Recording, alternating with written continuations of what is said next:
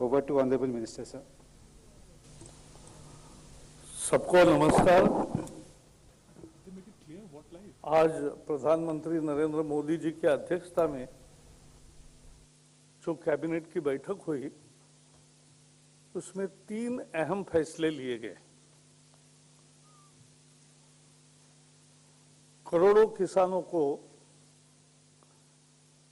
MSP खरीफ की राहत थी, तो खरीफ सीजन के पहले ही वो घोषित की है और बढ़ी भी है, तो उसके बारे में नरेंद्र सिंह तोमर जी आपको विस्तृत जानकारी देंगे। दूसरे एक निर्णय के अनुसार रेलवे यातायात ज्यादा सुरक्षित करने के लिए 4G स्पेक्ट्रम का रेलवे को ज्यादा आवंटन किया गया है। अभी तक रेलवे 2G स्पेक्ट्रम का उपयोग करती थी। अब 5 मेगाहर्ट्ज स्पेक्ट्रम, ये 700 मेगाहर्ट्ज के बैंड में दिया जाएगा, तो बहुत ही उनके संचार व्यवस्था में और उनकी सुरक्षा, उसके कारण ये बहुत फर्क पड़ेगा। पहला फर्क ये पड़ेगा कि अभी तक रेलवे का कम्युनिकेशन ऑप्टिकल फाइबर के द्वारा होता था। अब यह अत्याधुनिक स्पेक्ट्रम मिलने के कारण यह अब रेडियो कम्युनिकेशन होगा, रियल टाइम होगा, और इसलिए सेफ्टी बहुत बढ़ेगी। सिग्नल का भी अनेक जगह नूतनीकरण हो रहा है और होता रहेगा। इसमें संचार और सिग्नलिंग दोनों में परिणाम होगा अच्छा। संचार में भी सुधार आएगी, गति आएगी, क्वांटम होगा, और सिग्नलिंग में भी इसका निश्चित प्रभाव होगा। यह दुनिया की एक आधुनिक प्रणाली होगी। अब हाई स्पीड रेडियो कम्युनिकेशन होगा।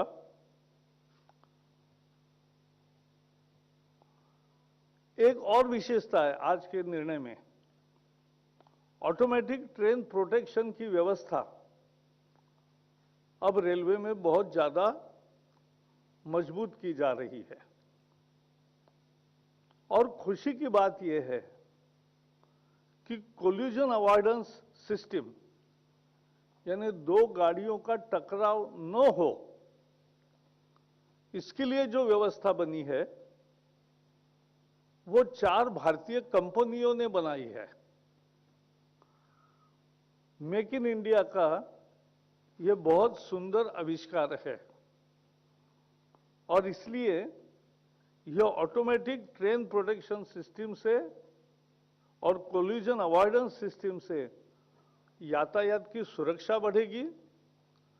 रियल टाइम कम्युनिकेशन के कारण रेल की गति बढ़ेगी, ज्यादा रेल चलेगी, लोगों की अधिक सुविधा होगी, और ये सब आने वाले 5 साल में काम पूरा होगा।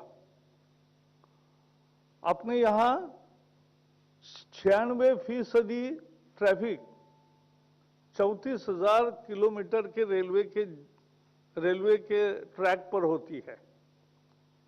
ये सभी 34,000 किलोमीटर का ट्रैक इसमें लिया जाएगा।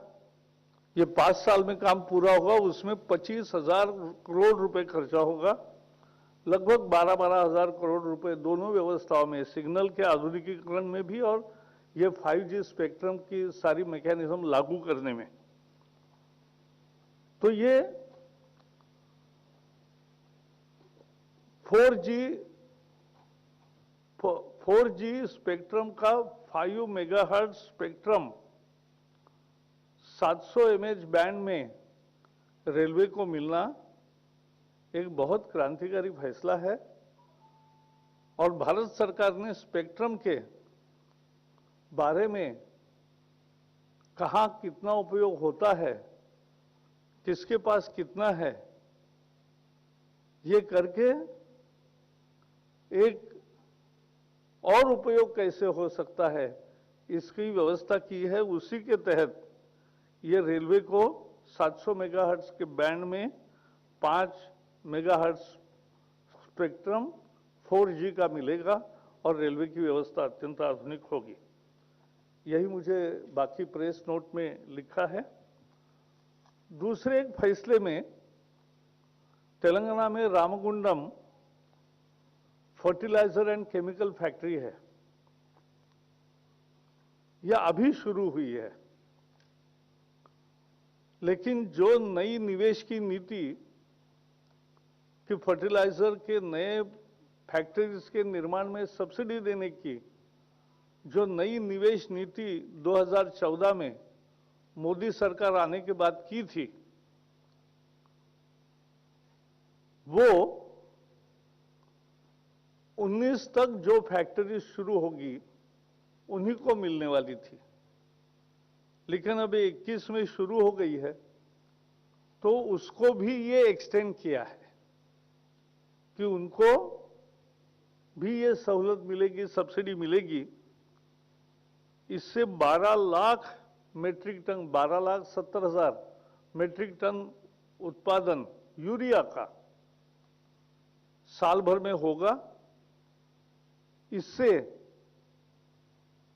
यूरिया के बारे में हमारा आयात कम होगी, इंपोर्ट कम होगा और एक तरह से आत्मनिर्भर भारत के दिशा में ये भी एक बढ़ता हुआ कदम है। आगे भी अनेक फैक्ट्रीज की योजना की है ताकि आत्मनिर्भर भारत यूरिया और अन्य खादों के लिए भी सही मायने में यहां उत्पादन उसका होने लगे, यही दृष्टि है उसकी। और इसलिए आज ये Ramagundam chemical and fertiliser factory को जो सहूलत नहीं तो नियमों के अनुसार नहीं मिलती थी क्योंकि 19 तक नहीं बना था, लेकिन वो एक्सटेंड करके 21 में बना है, तो भी ये फैसला लिया गया कि उसको भी सब्सिडी दे। अंततः इसका फायदा किसान को ही होता है। तो यही दो विषय है। अब सबसे एक बड़ा निर्णय करोड़ों किसानों को जिसका सीधा लाभ मिलने वाला है, वो मिनिमम सपोर्ट प्राइस के बारे में नरेंद्र जी तोमर बताएंगे।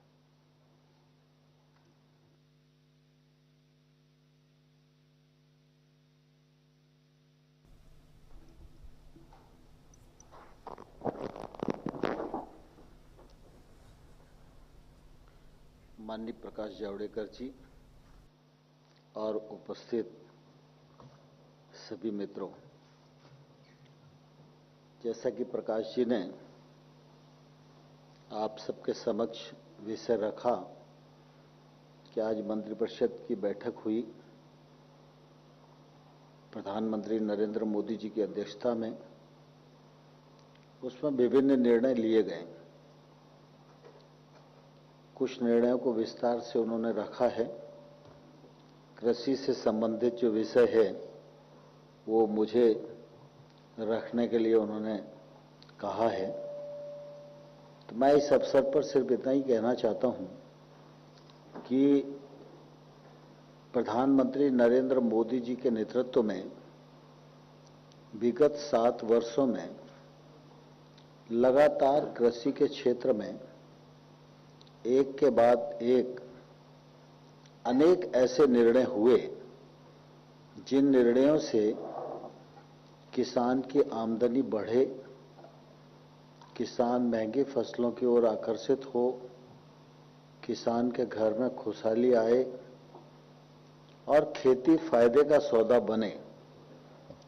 इस दिशा में लगातार प्रयत्न हुए।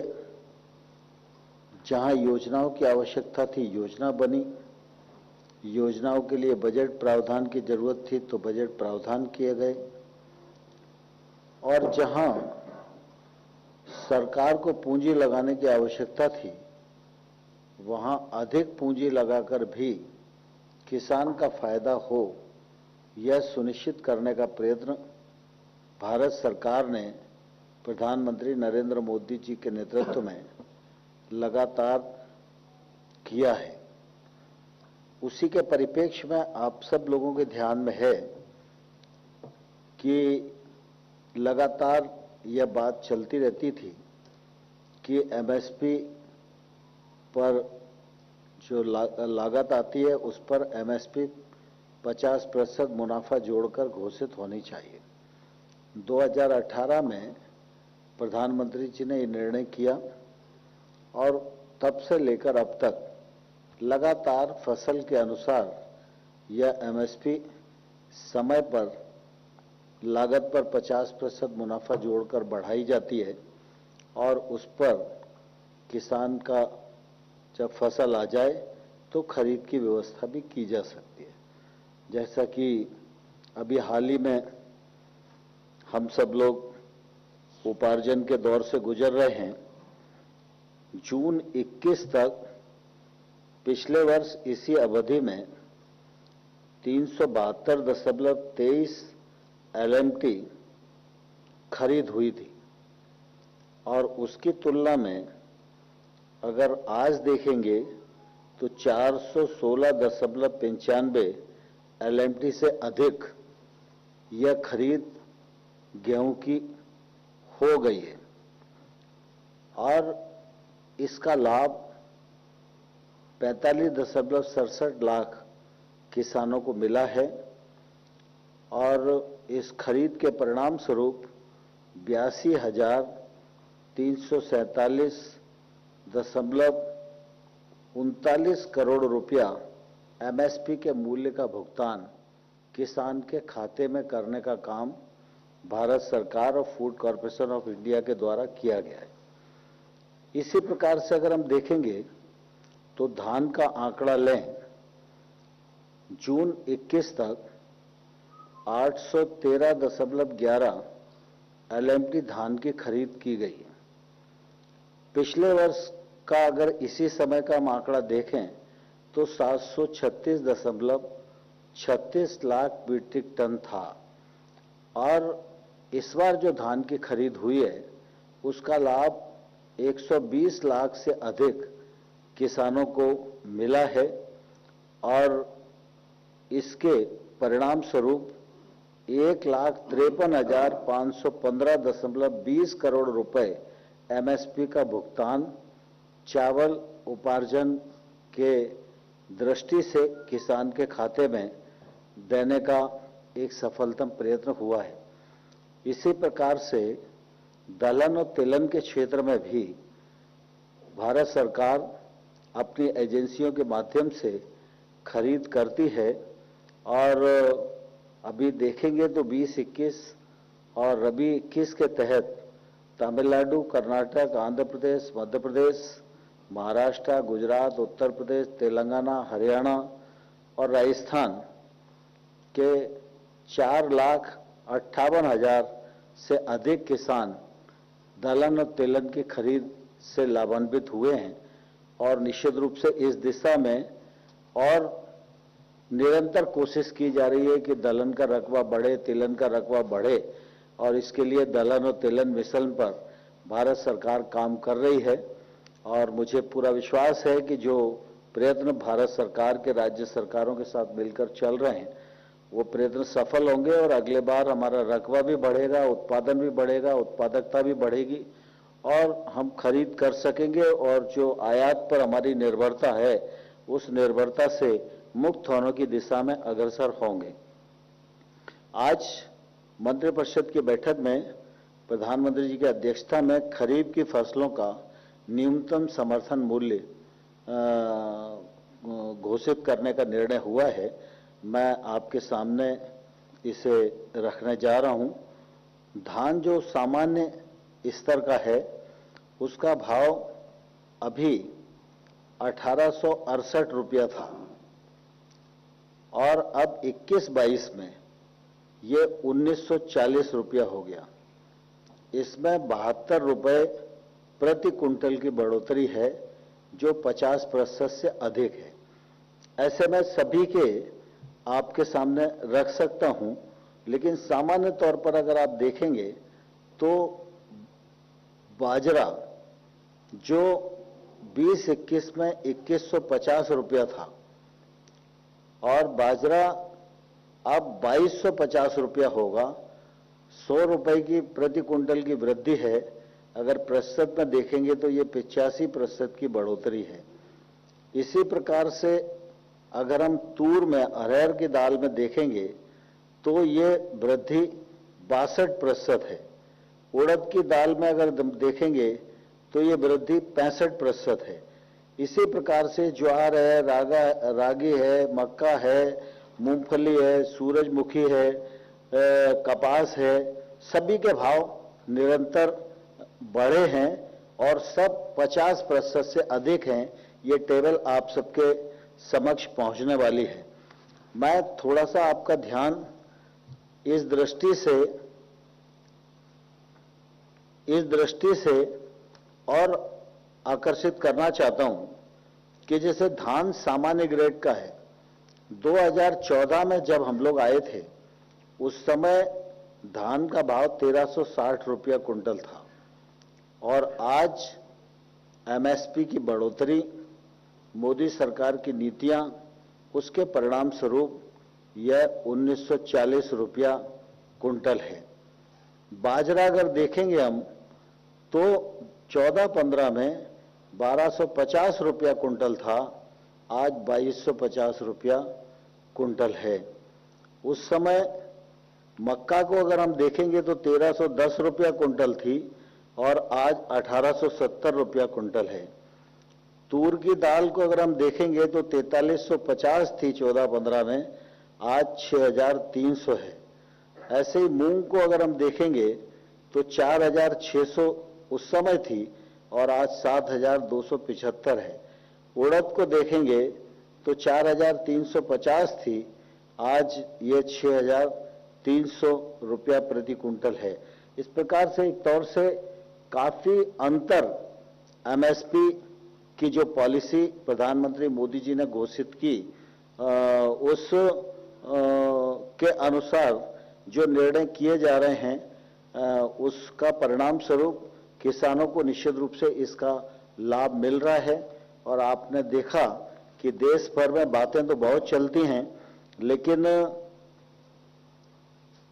पिछले दिनों जब रिफॉर्म की बात आई थी तब एमएसपी के बारे में कई प्रकार की कुशंकाएं थी। तो उस समय मैंने भी हाउस में कहा था, माननीय प्रधानमंत्री जी ने भी देश को आश्वस्त किया था कि एमएसपी है और एमएसपी आगे भी रहेगी। उस वक्तव्य के अनुसार लगातार रबी और खरीफ की एमएसपी घोषित की जा रही है। सरकार गेहूं और धान का उपार्जन एफसीआई के माध्यम से कर रही है। दलहन और तिलहन का जो उपार्जन है वो भारत सरकार अपनी अन्य एजेंसियों के माध्यम से कर रही है। इसलिए इसमें किसी को भी कहीं भ्रम रखने की आवश्यकता नहीं है। एमएसपी चल रही है, एमएसपी बढ़ रही है, एमएसपी पर खरीद भी बढ़ रही है। और मैं धन्यवाद देना चाहता हूं किसानों को कि किसान बंधु अच्छी मेहनत कर रहे हैं, उसके परिणाम स्वरूप उत्पादन और उत्पादकता भी बढ़ रही है। और अगर टोटल में हम देखेंगे तो कुल मिलाकर लागत पर 62% की वृद्धि इस बार की जो निर्णय है उनमें हो रही है। पिछले दिनों एक विषय काफी गर्म था देश में और उस समय सभी लोगों की चिंता थी, क्योंकि डीएपी खाद की हमारी जो निर्भरता है वो दूसरे देशों पर है। और पहले जो एक बैग डीएपी का मिलता था उसकी कीमत 1700 रुपया होती थी, 500 रुपया भारत सरकार की सब्सिडी थी और इसलिए किसान को 1200 रुपया एक बैग पर देना पड़ता था। लेकिन एकाएक अंतर्राष्ट्रीय कीमतें बढ़ गईं और इस एक बैग की कीमत 2400 रुपया हो गई। अगर भारत सरकार की सब्सिडी 500 रुपया ही रहती तो निश्चित रूप से ये बैग किसान को 1900 रुपए में लेना पड़ता। लेकिन प्रधानमंत्री जी निश्चित रूप से किसान हितों का हमेशा ध्यान रखते हैं। तत्काल उन्होंने बैठक बुलाई, निर्णय किया और एक बैग पर 1200 रुपए की सब्सिडी देना तय किया। परिणाम स्वरूप अब किसान को सिर्फ 1200 रुपए में ये बैग मिलेगा और इस पर जो अतिरिक्त सब्सिडी भारत सरकार को वहन करना पड़ेगी वो लगभग 15,000 करोड़ रुपया इस सीजन के लिए है। यही विषय मुझे आप सबके मध्य रखना था। आप सब ने मेरी बात को सुना, उसके लिए धन्यवाद। अगर कोई प्रश्न होगा तो जरूर माननीय प्रकाश जी समाधान करेंगे, मेरे लायक होगा तो मैं भी कुछ कहूंगा। We'll take some questions now. 52, 18, please go ahead. Rahul Gandhi का ट्वीट किया था सर आपके, उनका कहना था कि किसान आंदोलन में 500 से ज्यादा किसान मारे गए हैं और उन्होंने कहा कि देश की रक्षा में फिर भी मरे हैं किसान। आप इसमें चीज कह रहे हैं कि किसानों की एमएसपी बढ़ाई जा रही है। अभी राकेश जी के ममता बनर्जी से मिले हैं तो वहां पे दूसरे तरह की गठजोड़ बन रहा है। आपको लगता है कि किसान आंदोलन आपके लिए हो गया?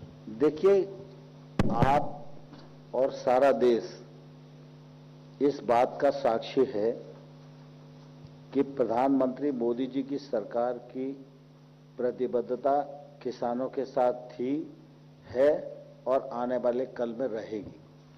गत 7 वर्षों में किसान की आमदनी को बढ़ाने के लिए, खेती को समृद्ध करने के लिए जो निर्णय मोदी सरकार ने किए हैं वो अपने आप में अभूतपूर्व हैं, ऐतिहासिक हैं।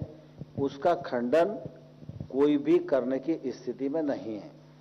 कृषि कानून देश की सभी राजनीतिक पार्टियां लाना चाहती थीं, लेकिन वो हिम्मत नहीं कर पाए। मोदी सरकार ने किसानों के हित में ये बड़ा कदम उठाया और रिफॉर्म किया। उसका फायदा भी देश भर में अनेक स्थानों पर किसानों को मिला, लेकिन बीच में किसान आंदोलन खड़ा हुआ। सरकार किसानों के प्रति प्रतिबद्ध है, उनका आदर और सम्मान करती है, इसलिए सम्मानपूर्वक किसानों के साथ 11 बार भारत सरकार ने वार्ता का आयोजन किया। उनसे पूछा कि कानून में आपत्ति क्या है, कानून का कौन सा प्रावधान आपको किसानों के विपरीत लगता है, लेकिन इसका कोई जवाब न तो हाउस में किसी राजनीतिक दल के नेता ने दिया, न किसी किसान यूनियन के नेता ने दिया। इसलिए वार्ता आगे नहीं बढ़ सकी। भारत सरकार प्रधानमंत्री नरेंद्र मोदी जी के नेतृत्व में किसानों के प्रति पूरी तरह सम्मान रखती है और इसलिए जब किसान चर्चा करना चाहेंगे भारत सरकार तैयार चर्चा के लिए रहेगी।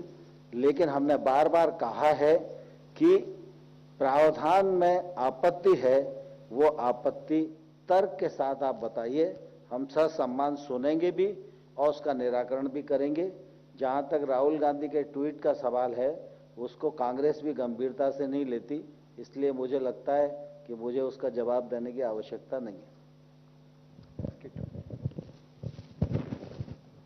सर, मेरा सवाल ये है कि जो किसान आंदोलन कर रहे हैं और लंबे समय से वो अभी भी जमे हुए हैं, कोरोना काल में भी उन्होंने अपनी मांग को लेकर अपना आंदोलन नहीं छोड़ा है, क्या कोई बातचीत का कोई रोड मैप आपको लगता है नए सिरे से होनी चाहिए? क्या सरकार की ओर से कोई पहल होगी? क्योंकि वो कहते हैं, सरकार कहती है बातचीत के लिए आइए, लेकिन वही एजेंडा सरकार दे देती है। जो 11 बातचीत राउंड की बातचीत हुई है उसमें नतीजा नहीं निकला, तो वो सरकार के ऊपर डालते हैं। आपके पास कोई फ्रेश प्रपोजल है बातचीत के लिए? देखिए, 11 बार की बात सरकार ने खाली खाली नहीं की है। जब वो वार्ता के लिए आए तो हर बार हमने एक ठोस प्रस्ताव उनको दिया। उनकी चर्चा के दौरान जो विसंगतियां ध्यान में आती थी, यद्यपि वो विसंगतियां नहीं थी, फिर भी किसानों के सम्मान में हमने उन विसंगतियों पर चर्चा करने और उसको निराकरण करने का प्रस्ताव उनको दिया था।